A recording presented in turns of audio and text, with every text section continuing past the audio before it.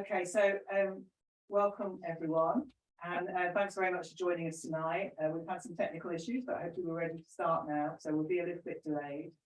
I'm delighted to welcome Professor Dave O'Brien, who's at the University of Sheffield. Hopefully you can hear me okay online, by the way. We're having to project up towards the microphone in the ceiling, and I'm just going to start sharing Dave's screen, but maybe, Dave, you want to come around and just wave hello to the people at home in the webcam. Hello, so if I stand here, can you hear me? Yeah, okay, cool, I'll stand here. Okay, in which case, I just need to, thanks very much, technician guy. I will, yes. That is his official time for now. I'm now waiting just for the computer to stop freaking out so that we can put your PowerPoint on. No, I don't want to click share until we load it up. So, hang on. Simon, you're getting a starring role this evening. I should like Simon now we can't see him, just in case. Try to click and share, so we'll see what happens. Yeah. Oh, there he is. He's come online. Right, okay. So I go like that. Yeah, it's not. It's not sharing right now. You got to share it as I'm just going to. well, you have to click on that. Yeah, I'm aware of that. It's just that. Well, oh, okay. Okay, so people at home, can you give me a wave if you can see the presentation in front of you? Thank Yes, you. good. Right, okay, I'm going to stop talking now. And hopefully I'll be able to let other people into the Zoom room. In fact, I'm not sure if I will, but hopefully everybody's here who can hear, and if not, they'll be able to see the recording afterwards. Over to you, Dave, for your new paper, I think. So, yeah, thanks. So this is a combination of two papers, basically, one of which has been published in the Sociological Review journal. The other one, a few of us are working on at the moment. And obviously, thank you for inviting me to come and talk about this.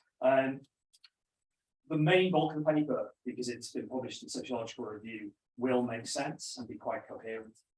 The other bit at the end won't really make sense because it's kind of brand new research, but I'm going to try and link the two things. So to start with, myself, Ori Brooke, and Mark Taylor wrote this book called Culture is Bad for You, and in it we were interested in cultural consumption in the UK. We used predominantly English data, and what we did was kind of map the social space of consumption in England using evidence from the government's Taking Part survey of kind of who does what. And what we found was that there are distinctive kind of clusters of cultural tastes. So people who go to contemporary dance also go to the opera, they also go to the ballet, that kind of thing. People who, don't really do stuff, so aren't really reading books, or also not really going on days out. They're not going to the theatre, they're not going to art exhibitions, that kind of thing. And when we map particular jobs onto this, we found really distinctive, kind of quite strange outliers. So the people who are doing most of the kind of cultural consumption, the kind of heavy users of culture in England, are people who work in artistic and literary and media occupations. The rest of the population, there are, sort of elite jobs, so higher professionals, higher managers, who are quite kind of, heavily engaged. And they look, sort of different to people who are in routine, semi-routine, manual, working class jobs. But actually the distance between our kind of artistic and literary and media people and the rest of the population was quite kind of striking to us. So in this new paper, myself and Lisa Yanni, who was a master's student who was working with me when I was at the University of Edinburgh, we're kind of curious as to kind of what more we could learn about people who are in these cultural and creative industries and their tastes. And obviously we know a lot about cultural taste already. There's, where are we, like 50 years or so since Pierre Bourdieu, French sociologist, was writing about patterns of cultural taste in France and was doing kind of social critique of the judgments of taste in the French context. Since then, we've seen a lot of American research, which has argued that the kinds of homologies, as Borgia called it, but the strong relationship between your class position, like your job, and your cultural tastes have changed, they've kind of broken down, and there's been various sort of debates around this. What was kind of interesting in the context of the research I'm going to talk about was a tradition in the sociology of culture that has tried to draw relationships between cultural boundaries and moral boundaries, particularly the idea of the sorts of cultural consumption practices you've got becoming modes of kind of judgment, of drawing, kind of differences. And this has changed over time. So where in the kind of budget context, these judgments, these kind of moral judgments might have been about maybe looking down on people, this budget coined phrases around, dominating and dominant classes and their cultural tastes being imposed, or kind of, being imposed upon or subject to.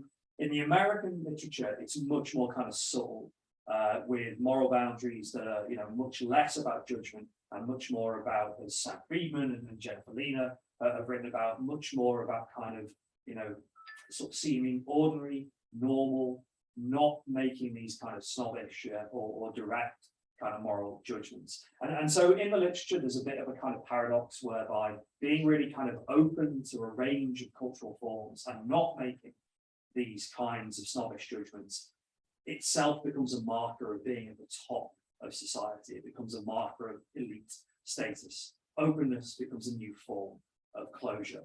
But the other thing in the literature is there are really big differences, even in elites. So economic elites, so basically people, and you see this in Piketty's work, people who are involved in things like commerce, kind of CEOs, the heads of financial institutions, tend to look a bit more like the rest of the population when they talk about culture. And those who are kind of cultural elite groups tend to be more in this space of being, very open, very kind of eclectic in the culture they like. And crucially, as various authors have pointed out, how we use culture really matters. So the idea of kind of, the homology between, liking opera and being, a professional managerial occupation doesn't really get to grips with the meaning and use, the everyday practices of culture. So myself and Lisa were also interested in this question too. And the reason we're interested in that, kind of how is culture used, is because the other thing going on in the literature, again, through a lot of American literature, has been the idea that culture allows us to form communities and create bonds with each other. So Omar Lozado's work famously talks about how basically culture allows people to have conversations with each other, because they can draw on a shared repertoire of meanings and ideas. And in the context of doing a creative job, this is really, really crucial, because obviously we know creative jobs are highly networked, they're based on reputations.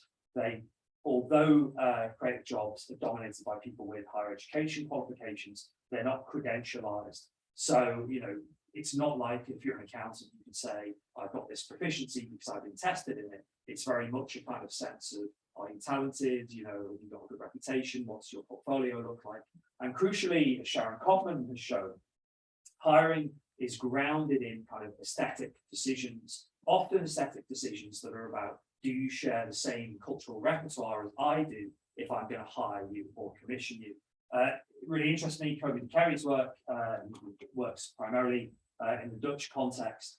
Basically, like accounting firms and museums let him film hiring decisions, which blew my mind when he got to do this, because if they knew what he was going to find out, there's no way they would have let him do the research. And he shows really kind of straightforwardly that in this kind of, normal corporate setting, it's very, what kind of credentials do they have? Are they competent for the job?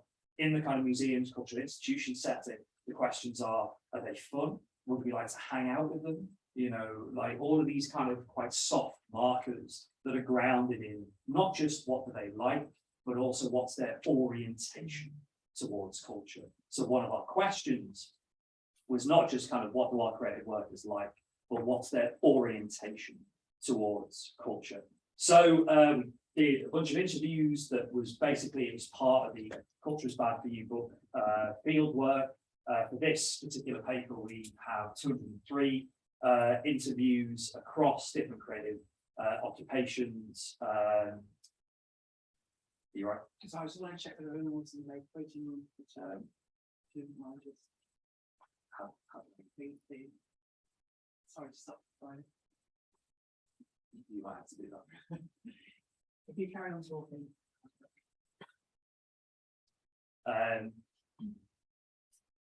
Yeah, creative jobs we didn't look at were craft, architecture, and IT for sort of boring technical reasons.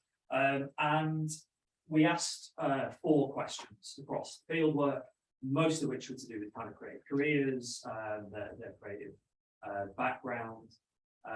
And right at the end, we kind of, I mean, this is sort of a little bit naughty, but we kind of threw them a curveball right at the end of the interviews, which was basically, do you think people would say you've got good taste? So all of the other questions were like, how did you get your first job? And tell me about, the house you grew up in, stuff like that. Whereas right at the end, the kind of payoff, we should be able to see that. No? Maybe. Fingers crossed. I mean, they'll be able to go back to it if it's being recorded, maybe. No, I know. But we asked them this taste question as a way of sort of one, kind of saying something interesting at the end of an hour of, tell us about your career and stuff, but also as a way of kind of not just saying, what do you like and what do you not like? Because that is quite kind of dry. We tried to make it, I mean, fun in the context of a research interview is probably a little overselling it, but tried to make it kind of interesting and maybe, I guess, a bit sort of provocative. And what we found was really instructive. So this is sort of slightly off the point, but the peer review for this, the peer reviewers were like, are you absolutely sure everybody shared what you call this kind of eclectic, omnivorous, open orientation towards culture? Everybody really, and we were really struck when we were doing the coding of the fieldwork that like literally everybody shared this. So I'll show you some kind of nuances, but Claire is a really good example. She basically said what everybody said when we asked them. So she was like, I've got this diverse range of taste. I don't do much creating because obviously creating is work, creative worker, but this big list, telly, films, wide range of music, going to the pub, book quizzes, cooking, I count that as cultural activity. What else do I do? Reading, lots of reading. A guilty pleasure of detective fiction, horror fiction, quite a lot of that. That is a lot of, that is a big list of cultural interests and cultural activities. So she is white, working class origin, theatre practitioner, educator in her 40s. We couldn't find demographic patterns. It wasn't like our participants of colour, our middle class origin.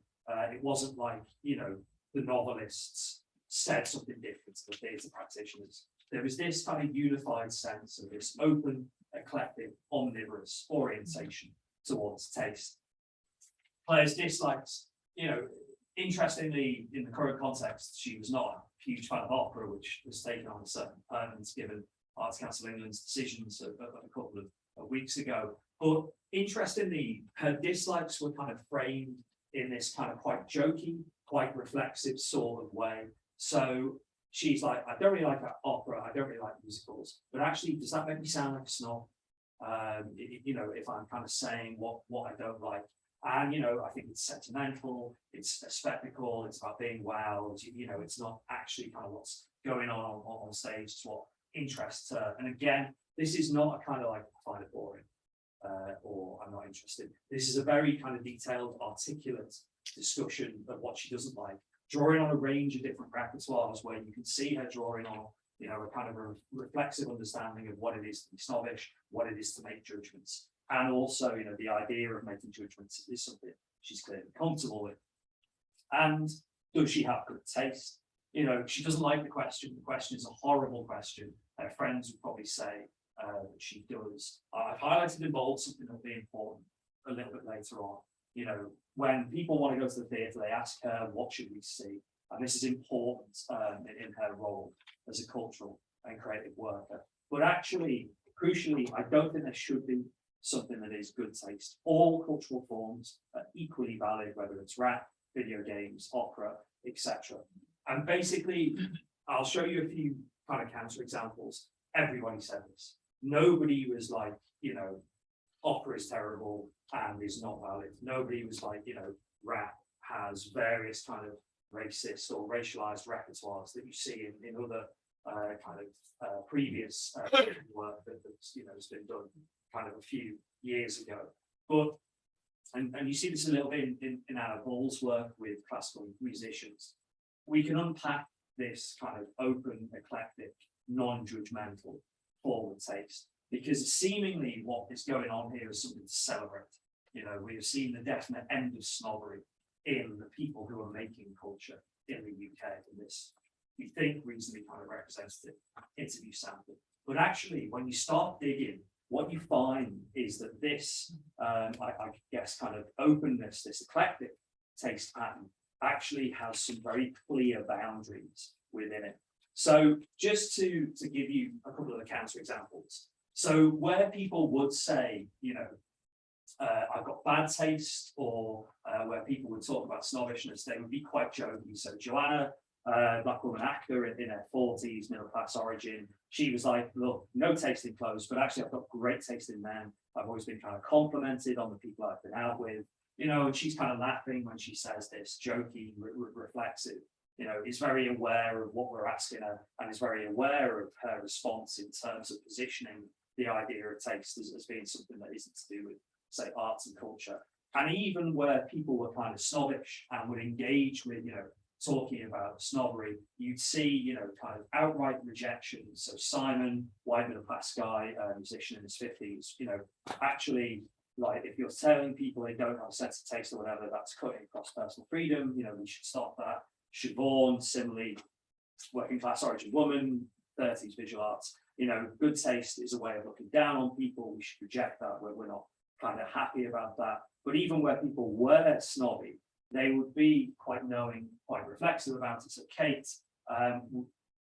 she's talking about basically kind of interior design, middle class origin woman who's an artist. You know, she's like, well, I've got this dirty little secret, I'm a bit of a snob. So immediately she's framing it as like, I know this isn't acceptable. It's not acceptable to be a snob. But, you know, in terms of cutlery, I'm quite snobbish. I do like to make judgments. You know, this kind of sense of like, I can recognize codes, labels, you know, when my friends, you know, are kind of talking about things, I'm not saying I would judge somebody, but actually I will judge people, but also in turn, I'll judge other people who are doing the judging. So, you know, this is kind of classic Bourdieu positioning, you know, the kind of sense of, you know, taste classifies and doing so it classifies the classifier. But Kate, this kind of level of reflexivity, when she's talking about judgments of taste, was both kind of a bit of an outlier, like this wasn't really what people would tell us, and also it shows this real kind of awareness of like, you know, being really judgmental, being snobbish is not allowed anymore. And even where she was doing it, she's doing it in a very kind of knowing, reflexive way. And again, thinking about the kinds of sort of, you don't see this from a flat quote, but the delivery of it, which is kind of joking, you know, knowing, you know, there's a kind of relationship with the interviewer, you know, sort of almost kind of nods and winks across the interview scenario. So if our culture and creative workers are not snobbish, they're eclectic, open, they really don't think we should be judging people's tastes, that's awesome, we should celebrate that. You know, the democratization of culture has worked, and there are kind of, you know, no problems here. But thinking about some of the comments we've seen already, digging into new ones, we can see really obvious new boundaries have been made. So, you know, Karen, middle class origin white woman in her 20s in visual arts, Mark, black guy in his 30s from a museum, Sophie, working class origin white woman in 20s. They're telling us about, you know, actually, if you are going to make judgments, If you're not going to be open-minded, you're going to be kind of illiberal in your kind of approach to culture. Actually, that's a problem for us. You know, we don't like that. You know, as Mark says, it's easy to shoot somebody's taste down who you believe is maybe not very well educated, and that would be wrong. You know, we shouldn't be doing that. You know, Karen, it's important that you own your point of view, you're putting it across.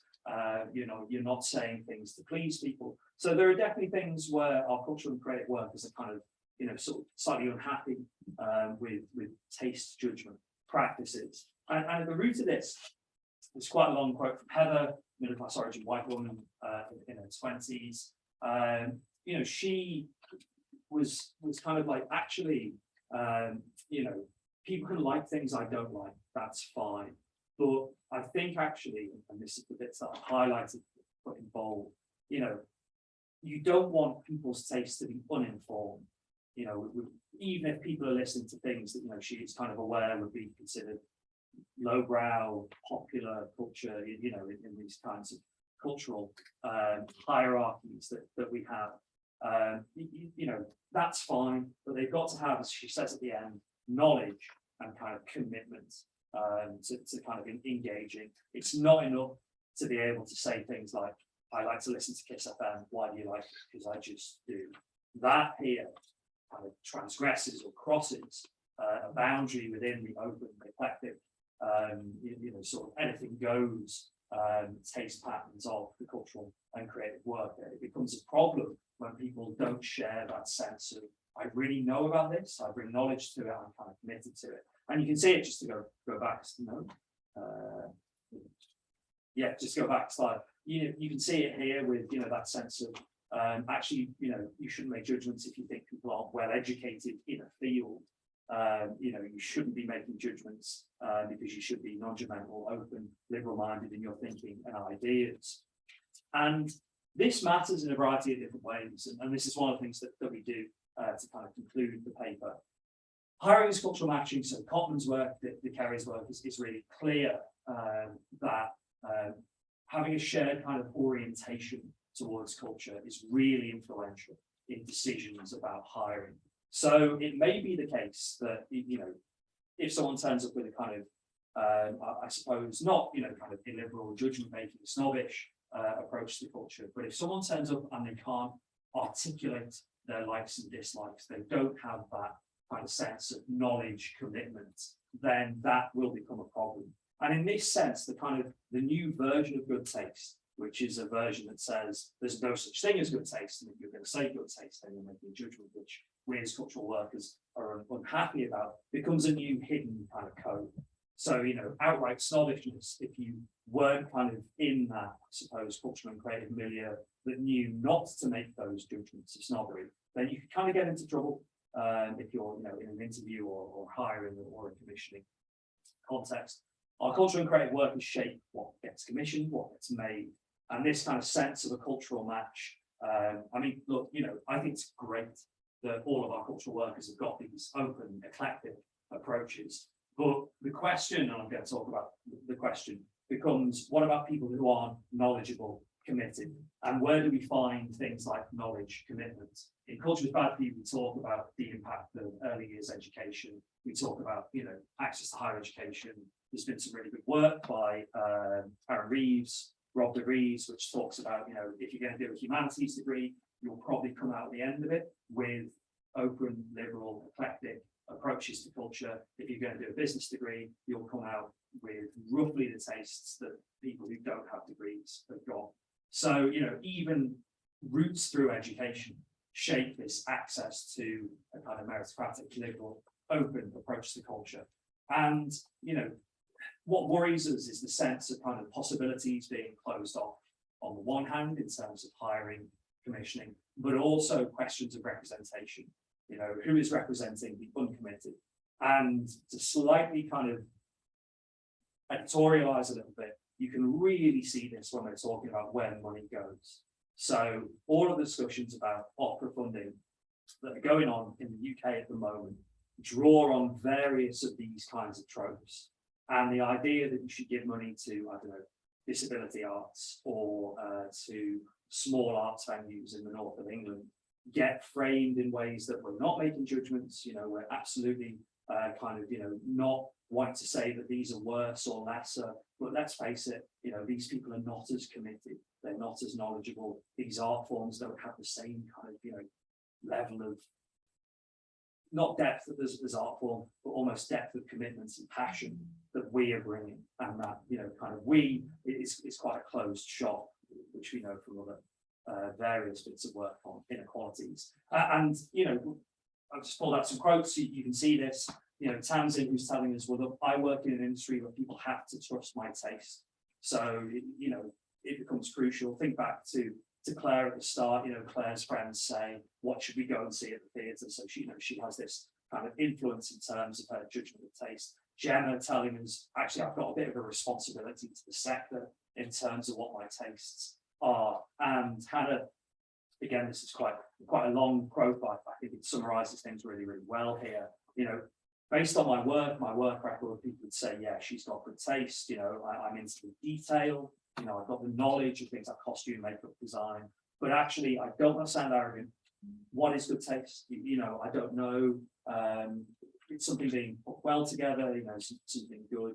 But actually, she's quite kind of cautious when she's thinking about making judgments. Even at the same time, where she's like, look, this is crucial to my job, actually. And one of the reasons, I kind of carry on getting work is partially because of the recognition of my, sense of things being well put together. These kind of, again, sort of commitment, depth, etc. I could sort of stop there, and that is kind of where we stop in the paper. And one of the big questions we've got is, how does this manifest in what gets made? Where do these orientations come from? There are kind of lots of problems with ideas about socialization, partially because they come from fairly sort of dubious origins in sociology. But the sense of kind of, is it you kind of get orientated this way when you get into cultural and creative work, or is it that kind of hard boundary of you need these orientations before you get into cultural and creative work? And obviously these orientations, trying to work out where they come from, are clearly related to things like the education system and various inequalities in the education system. You can see this from a variety of different work. And so, yeah, the kind of the patterns question is big for us. That's kind of the published paper. Also, I want to try and come back to where the rest of the population is, partially to sort of highlight some new work we're doing, but also at the same time to kind of shed light on the distance between our cultural and creative workers and their kind of orientation, particularly that thing about depth, knowledge, commitment, becomes really thrown into sharp relief with this other work we've done. So we commissioned YouGov at the start of this year to do a nationally representative survey of the British population, asking them a bunch of questions about what they're into. And we did 6 categories. We were sort of drawing from and slightly inspired by culture, class and distinction, which was this really kind of huge bit of work, which is nearly 20 years old now, which was asking kind of similar things of the British population. And I'll come back to the other 3 points to conclude. But if you just remember, cast your mind back, here is the social space of consumption, that kind of sense of there being particular art forms that not many people attend in terms of percentage population, at least, although 1% of the population is still quite a lot of people, and the relationship between things like occupations and maybe not engaging, not doing stuff. Just said that. So this is what people like across a range of different cultural objects. We were delighted.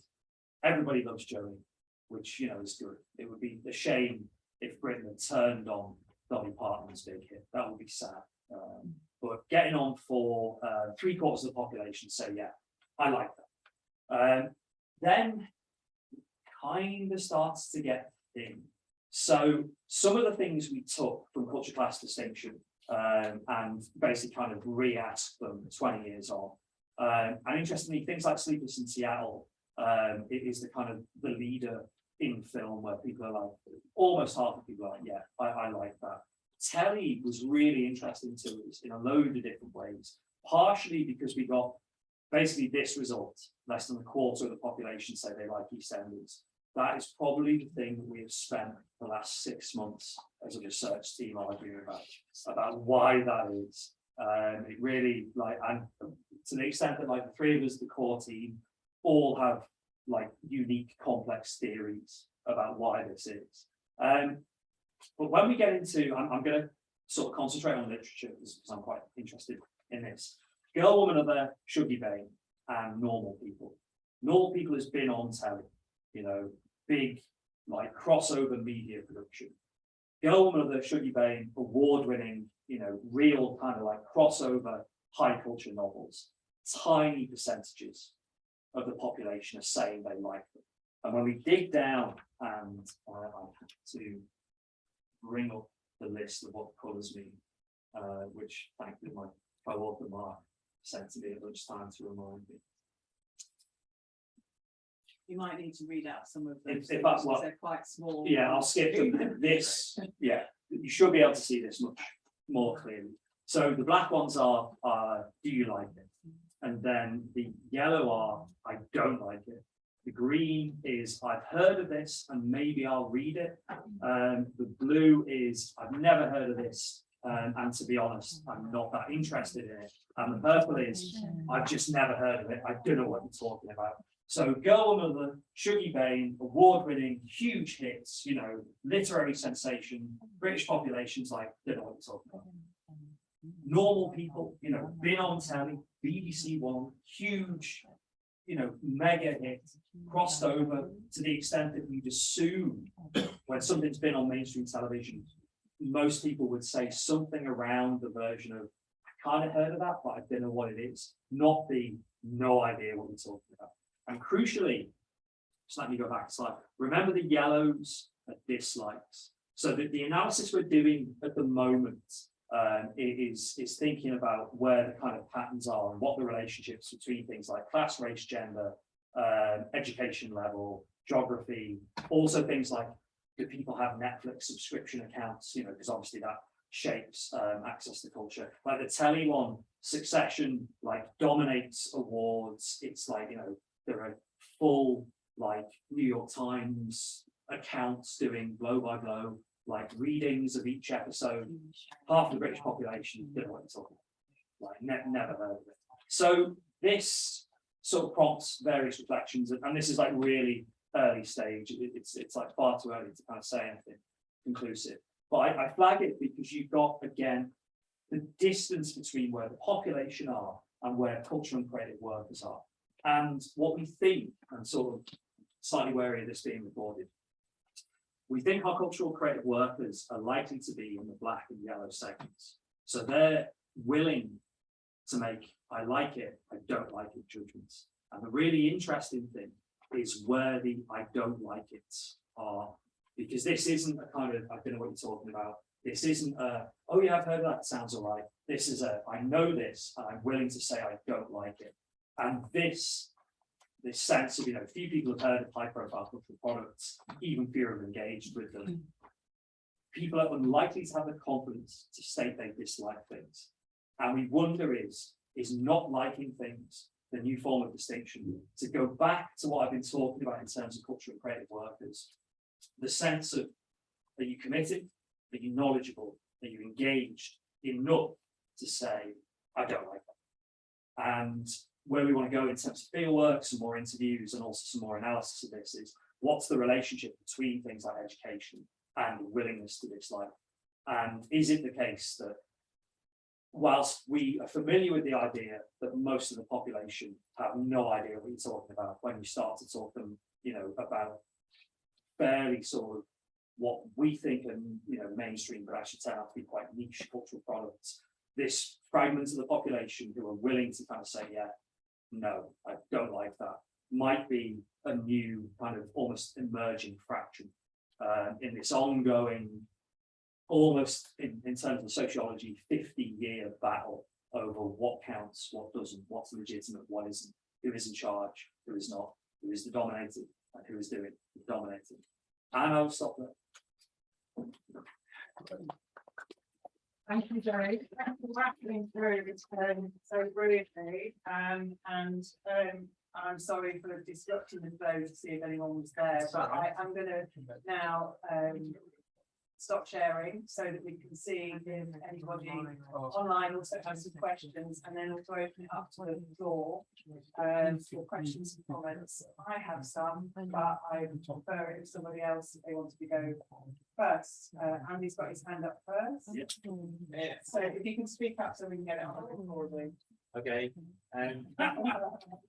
Thanks, Dave. That was really, really interesting research. I'll have to have a look at. And it was sort of like a comment around, I suppose we're talking about sort of norms of taste, really. And like, I love this, description of what you were talking to, like, trying to get kind of almost what kind of person, Right. like the stereotyping. But one of the things I didn't notice that I'm not listening from is sort of a sense of sexuality or like gender identity. Just because, just thinking about norms of taste and stuff like queer culture and sort of there's something that's normally outside of cultural norms, and so even things like pants about the things that aren't regular culture, or outmoded culture. And I know this is a kind of sociological kind of level you've got here, but how much you're sort of into thinking about things like how this fits in with ideas of hotness, queerness, drag, even screening back to that kind of like formativity, because a lot of this is about sort of like performance of cultural taste. We're talking about, I can't remember what your one of the people were talking about, the fact that people have to trust their taste, so their convincing performance of being a taste maker. Yeah. So I just wondered if you have any. Yeah, so like the kind of first top line is how put this, like, it sounds bad, but we weren't that interested in sexuality because it didn't come up. So our queer respondents, whether in terms of sexuality or gender identity, they weren't different from everybody else. So whilst the kind of repertoire might be, I read the Polari Prize every year, or, so this is 2016, so kind of Drag Race was still in America. I don't think British Drag Race had started. But Drag Race comes up, but it's not, the kind of the frames are the same. And when we did the coding, obviously, everybody's listing different stuff. So the people who like opera are listing particular operas. People who are very into particular kind of books are listing particular books. But the orientation is the same. Like, there wasn't a kind of an outstanding sort of queer subculture who are like relentlessly snobbish. Like, these things are good, those things are bad. Like that, so even the kind of the performativity of camp and the kind of irony of that wasn't there either, So in some ways, like a bit like similarly with disability, but race, class, and gender. When we got reviewed, the reviewers were like, sure, like there was no difference between women and men in terms of this kind of shared open liberal orientation, and there wasn't like it just. Yeah, it was remarkably kind of consistent, and that's partially why we wrote the paper, because we were like, wow, this is really kind of consistent. The other side to that, though, and this is the kind of sociological problem, is sociology flattens them and says, here are trends, here are patterns. So I can imagine if you took, a sort of a reading that was foregrounding cultural objects, you'd say these cultural objects are really different to those cultural objects. And the fact that someone says, I kind of bundle them all together, the fact they've been given prominence in the bundling tells you something, and it tells you something different to, look, everybody's bundling things together. So there's like another kind of level that I think probably can fit within sociology's frameworks, but sociology tends to be like about it. So Can I just? Yeah. Problematize that a little bit in terms of you framing it in sociology as a former sociologist myself, or with somebody with sociology training. I think, are you talking primarily around the methodology there of MS? Sorry, I completely forgot the acronym now. MCA. MCA. Yeah. No, like I mean, it also, Because arguably you have presented us with qualitative data yeah, that could also be you know, kind of interpreted in different ways, and you've gone into do coding in a particular way. So you talking about using those kinds of analytical methods as well as using multiple correspondence analysis, which was a big kind of lobby diagrams that sort of went everywhere and the cluster taste together. And in case people didn't catch the reference to class capital distinction, culture capital distinction, was a big study that was led by some of the academics from Crest here at Manchester, which did a very similar survey and took the data and clustered it around ideas of whether or not you can articulate taste and liking on the basis of these individual cultural products. So I just I want to test that a little bit more, and I'm going to tack a question onto that comment as well, which is, how much do you think this is a methods thing? yeah. I mean, I think we probably have a difference in terms of the sort of proper place of cultural studies and its aims, and then what sociology sort of does. And yeah, I would kind of say the cultural studies reading of the data, you get the patterns are the same, but cultural studies would go in and kind of look for slightly different things. So yeah, I mean, to repeat that, you know, there is a sense of, we get this a lot when basically we present stuff to like drama departments, or I presented at a publishing conference, and you know, all the questions are like, well, tell us about books, and we're a bit like, you know, like, partially because none of us are English lit scholars, but we're more interested in the kind of the patterns. So that's the first thing. Second thing, it's not just a methods thing, but having supervising the PhD, where we've been talking quite a lot about the debates over sociology's attempts in the 1950s and 60s to interview people, and the fact you have these quite posh fellows and the odd woman going in, and the relationship that gets formed there. And it's worth saying that the three of us that did the field work are very much like of the cultural workers. Like, none of us were wearing sort of suits and ties and being, you know, so there will be a certain interviewing this cultural matching that was going on as well, which, you know, we should be kind of cautious. Which just to qualify my crudely put, is it a methods in question? As you were talking, I was thinking about the research that I've been involved in, which is mixed methods, using some similar methods but bringing them together in terms of understanding everyday participation. And I would venture to say that if you were to look at and do a similar analysis of some of the long form interviews that we did with everyday people and not cultural workers, we would find similar levels of omnivorousness, which and I also wonder too whether your framing of cultural workers as and commitment and knowledge, and this might relate to Roa's question, and I'll come to the questions on the screen just shortly.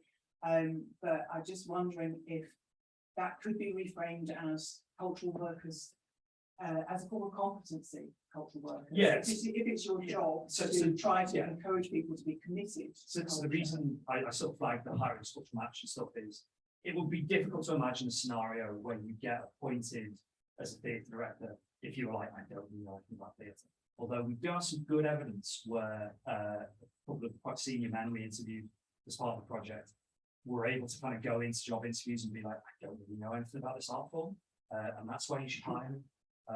Directors at museums in the UK. Well, look, this is being recorded. I'm not going to be naming names, but I will. culture class distinction has this thing that what you see is, this is sort of the mid-noughties in Britain, you see this idea that loads of people are engaged with like classical music, they know about visual art, but when you say, tell us about them, they have this kind of caution in terms of articulating things. And you're right that, you know, foregrounding everyday cultural activity. So when you say to someone, tell me about hanging out with your friends and family, you know, tell me about cooking, they will give you quite detailed, you know, they've got to be strong kind of repertoires. But I suppose we were interested in the way that our cultural workers are willing to kind of be like, yeah, if you know a lot about cooking or hanging out with your friends and family, that's legit.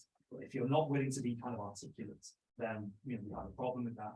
And in the Peterson omnivore work, and so, I mean, this is all very inside baseball now, sorry, but, you know, that was one of the big divisions that he tried to draw out, you know, this kind of sense of like, it's legitimate to like everything. It's not legitimate to only like one thing. It certainly isn't legitimate to be like, don't really know about stuff. So this is, you know, trying to tease out these kind of new dividing lines. In terms of the questions, so yeah, Rachel, when we surveyed the people before we interviewed them, we asked them what their self-perceived class was, and we also asked them what their parents and caregivers were doing when they were growing up, and we derived their class position from if their parents and caregivers were in working class occupations, which is basically the Office of National Statistics approach to doing class origins. Roa, yeah, like one of the reasons we found this so interesting was the kind of, you know, race, gender, class stuff. There just wasn't like differences in that, you know. So I mean, picking out the examples of I can't remember the pseudonyms we gave them, but I think, you know, Joanna and her kind of like laughing about the men she dated and kind of what bad taste meant was, you know, a kind of similar sort of frame to everybody else, to have this kind of reflexive knowing approach. And like the museums guy, again, I can't remember the pseudonym we gave him, so I don't say his actual name. But you know, that guy working in museums is talking about, you know, the need for knowledge and stuff like this, and you know, whether people are educated into museums. This was pretty similar to British Asians, to white rich people, you know. So yeah, there just weren't these real kind of distinctive demographic clusters in the data, particularly. The thing that unified them, and partially we're back to the kind of methods thing, is we interviewed all these cultural creative workers, therefore you can be like, oh, this is what cultural creative workers think, and it's weird and different. But the thing that unified them did seem to be being cultural and creative workers. Like that seemed to be the kind of like the demographic detail that it seemed to be, at least in our understanding of the literature, different to where the rest of the population are. Which is interesting in its own right, isn't it? In terms of form of professional identity and that kind of, Yeah. as you were saying, the use of culture as a form of division, boundary, and social bonds. Are there any other questions from our people in the room? Anything that anybody wants to ask? Yes. Nearer than mine. You can shout. Or just shout. Yeah. I mean, it was just a question about the demographic shifts in the last sort of 10, 20 years and how these shifts in taste map on to demographic changes. I mean, the EastEnders, I mean, you could call it maybe the EastEnders question, couldn't you? You know, regarding the various theories that you had about that. But Yeah, so in terms of the YouGov stuff, it is a little sort of too early to say. And like when I talk about education being really important, obviously education has a sort of different level of importance the younger you get, because more people who are younger are going to university, and more, you know, people who are younger are doing arts and humanities degrees, which means that you're likely to find they have more of these taste patterns in terms of, you know, liking lots of stuff and you know, that kind of thing. So yeah, like yeah, but we haven't done enough analysis on that data set yet. The EastEnders thing is basically, Siobhan's thing is people will have EastEnders on in the house, their partners might watch it, and so they've grown to hate it. My thing is, I really wish we'd asked about Coronation Street and whether there's like a people who watch Corrie will tell you they hate EastEnders, and people who watch EastEnders will say they hate Coronation Street.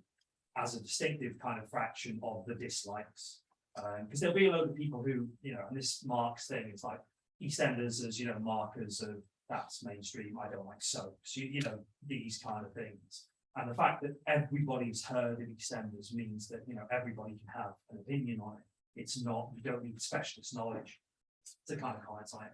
There will be some people in there who are like, EastEnders is a really, you know, offensive portrayal of the East End of London. There will be some people who are like, EastEnders is, until recently at least, an unbelievably racist portrayal of the East End of London, because it doesn't look anything like the East End of London's population, you know. So we're back to the flattening problem on the one hand, but also even things that seem quite simple, like the three of us, 6 months of arguing about, honestly. So yeah, but yeah, age will matter because of the education levels. Sorry, just follow up on that. So do you have any sort of correlations? Do you see any sort of correlation between the profile of the cultural workers and like other sort of data on race, culture, gender, or other sort of Yeah, so this is in a different paper. Myself, Mark Taylor and Pete Campbell did this analysis of cultural workers' tastes from taking part, partially driven by the fact that they were this weird outlier in terms of jobs. So, you know, their class fraction is the kind of lower upper bit of the middle class, but they don't look like senior nurses or senior teachers. You know, they don't look like senior office managers at all. They're like, you know, really kind of weird outliers. And yeah, I mean, the short answer is no. The slightly longer answer is Mark and Pete did the modelling.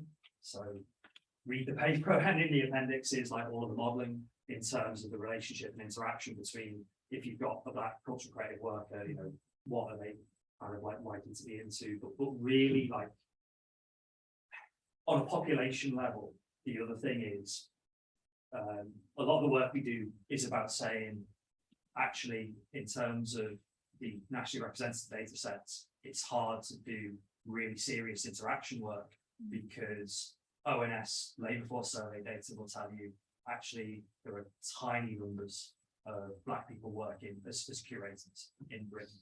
I mean, that's, you know, objectively true, and also it's a massive problem in the museums industry.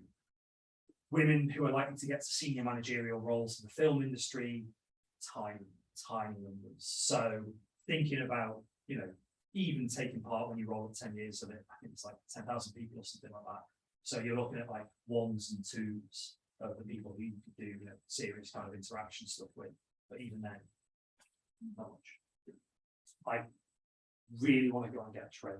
Yeah. No, you go. It's fine. That's you another time. Yeah. Assuming there is a train. Yeah. Yeah, somebody could just look up Dave's train. Yeah.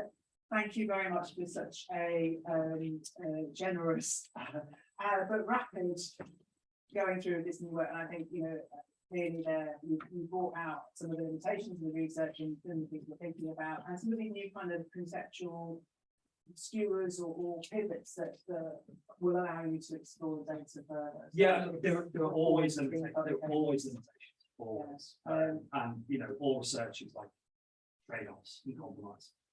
Yeah. Thank you so much to everyone online for your patience, and also for people in the room joining us. Apologies again for the tech problems. Won't happen again. But hopefully we'll have Dave back again and sometime soon. And if not, you can read his work with others and the rest of his team in his many publications. So thanks a lot, everyone, and good night. See you again soon. Thanks.